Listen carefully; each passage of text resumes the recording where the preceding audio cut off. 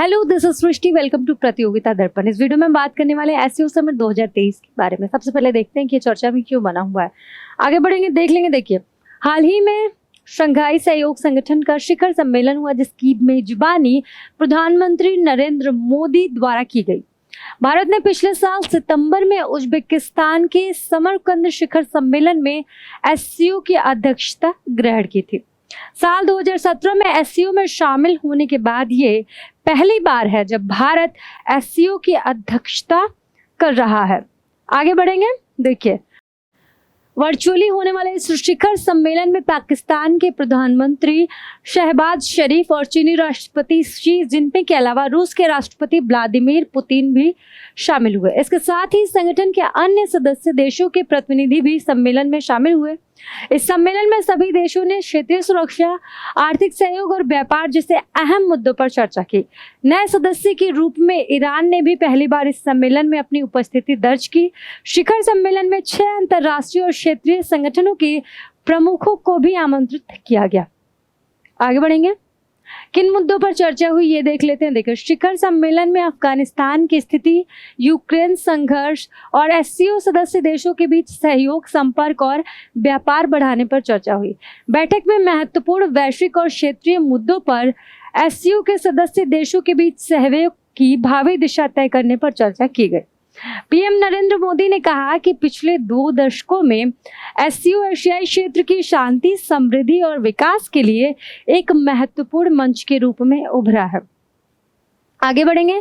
भारत ने बहुआयामी सहयोग को नई ऊंचाइयों तक ले जाने के लिए 2 सिद्धांतों पर बल दिया। कौन कौन से वो सिद्धांत देख लेते हैं। देखिए, पहला जो है वसुधैव कुटुंबकम, यानी पूरा विश्व एक परिवार है। और दूसरा जो है वो सिक्योर अर्थात सुरक्षा से है। आर्थिक विकास, कनेक्टिविटी, एकता, संप्रभुता और क्षेत्रीय अखंडता का सम्मान और पर्यावरण संरक्षण। वहीं रूस ने यूक्रेन युद्ध के कारण पश्चिमी देशों द्वारा रूस पर लगाए गए प्रतिबंध का विरोध करने के लिए एससीओ सदस्य देशों का समर्थन मांगा। आगे बढ़ते हैं। देखिए, देख लेते हैं कि भारत के लिए बैठक अहम क्यों है। भारत ने शिखर सम्मेलन में अपने हितों को सुरक्षित रखने की कोशिश की। पीएम मोदी ने सीमा पार आतंकवाद से लड़ने की आवश्यकता पर बल दिया, जो पाकिस्तान के लिए एक कड़ा संदेश रहा। आगे बढ़ेंगे। भारत ने चीन को भी क्षेत्रीय अखंडता और संप्रभुता का सम्मान का संदेश दिया। भारत का दावा है कि चीन द्वारा बनाए जा रहे सीपीईसी का एक हिस्सा भारत के क्षेत्र से होकर गुजरता है, जिसे वो विवादित मानता है। पीएम मोदी ने एआई आधारित भाषाई मंच भाषिनी को सभी सदस्य देशों के साथ साझा किया। इससे एससीओ देशों में भी भाषा से संबंधित आपसी संचार में जो रुकावटें हैं वो दूर होंगी।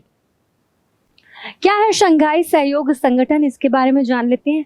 ये एक अंतर सरकारी संगठन है जिसकी स्थापना 15 जून 2001 को शंघाई में हुई थी। एससीओ में वर्तमान में 8 सदस्य देश चीन, भारत, कजाकिस्तान, किर्गिस्तान, रूस, पाकिस्तान, तजाकिस्तान और उज्बेकिस्तान शामिल हैं। साल 2017 में भारत और पाकिस्तान भी इसके सदस्य बने। उससे पहले भारत को 2005 में एससीओ में एक पर्यवेक्षक के तौर पर शामिल किया गया और वो एससीओ समूह की मंत्री स्तरीय बैठकों में भी शामिल हुआ था।